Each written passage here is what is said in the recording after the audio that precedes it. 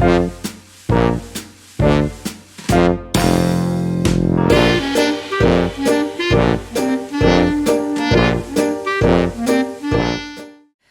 7, The Wormy Spaghetti. The next day, to pay Mr. Twit back for the frog trick, Mrs. Twit sneaked out into the garden and dug up some worms. She chose big long ones and put them in a tin and carried the tin back to the house under her apron. At 1 o'clock, she cooked spaghetti for lunch, and she mixed the worms in with the spaghetti, but only on her husband's plate. The worms didn't show because everything was covered with tomato sauce and sprinkled with cheese. "Hey, my spaghetti's moving!" cried Mr. Twit, poking around in it with a fork. "It's a new kind," Mrs. Twit said, taking a mouthful from her own plate, which of course had no worms. "It's called squiggly spaghetti. It's delicious. Eat it up while it's nice and hot." Mr. Twit started eating, twisting the long tomato-covered strings around his fork and shoveling them into his mouth. Soon there was tomato sauce all over his hairy chin. "It's not as good as the ordinary kind," he said, talking with his mouth full. "It's too squishy." "I find it very tasty," Mrs. Twit said. She was watching him from the other end of the table. It gave her great pleasure to watch him eating worms. "I find it rather bitter," Mr. Twit said. "It's got a distinctly bitter flavour.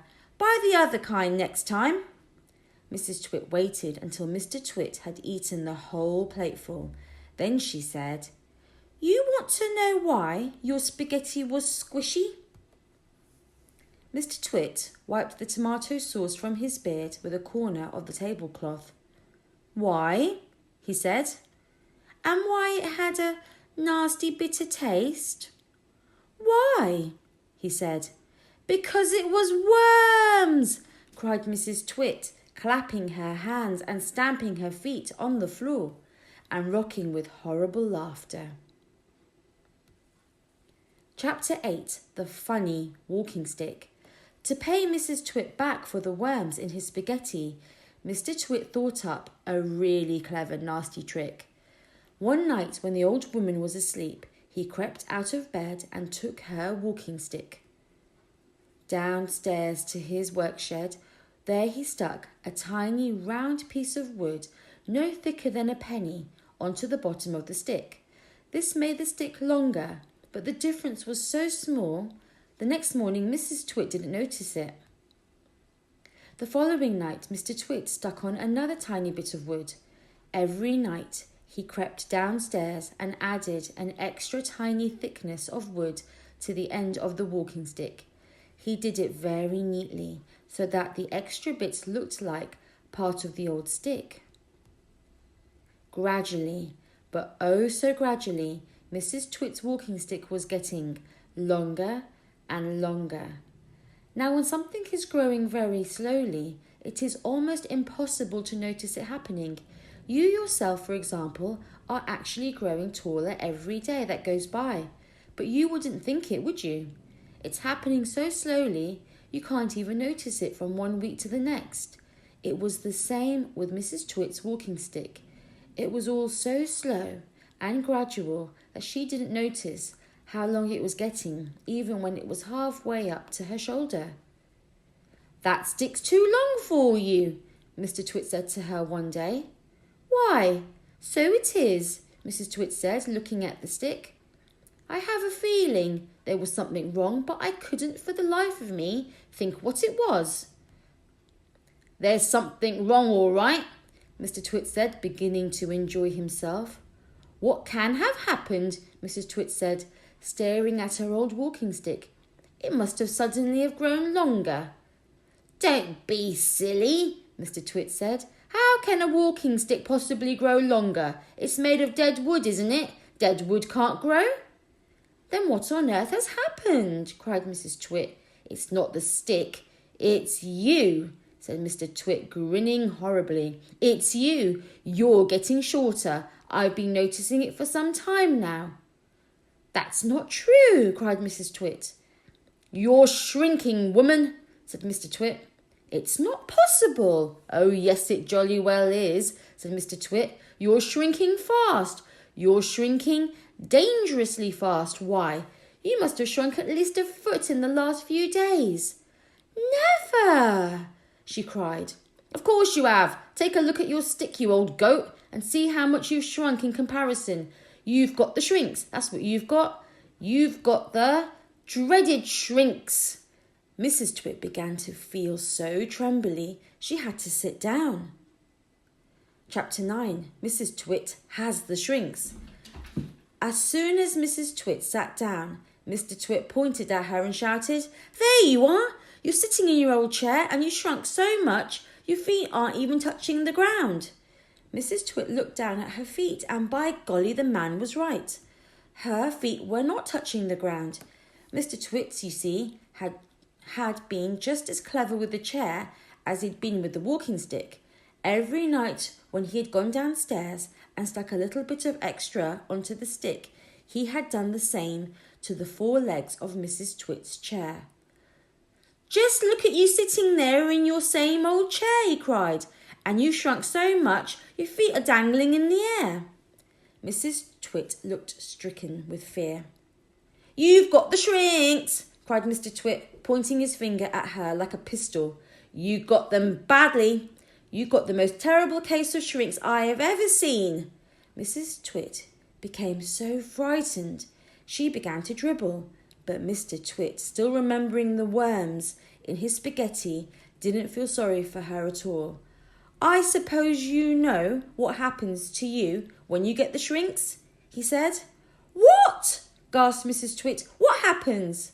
Your head shrinks into your neck, and your neck shrinks into your body, and your body shrinks into your legs, and your legs shrink into your feet, and in the end, there's nothing left except a pair of shoes and a bundle of old clothes. I can't bear it, cried Mrs. Twit. It's a terrible disease, said Mr. Twit. It's the worst in the world.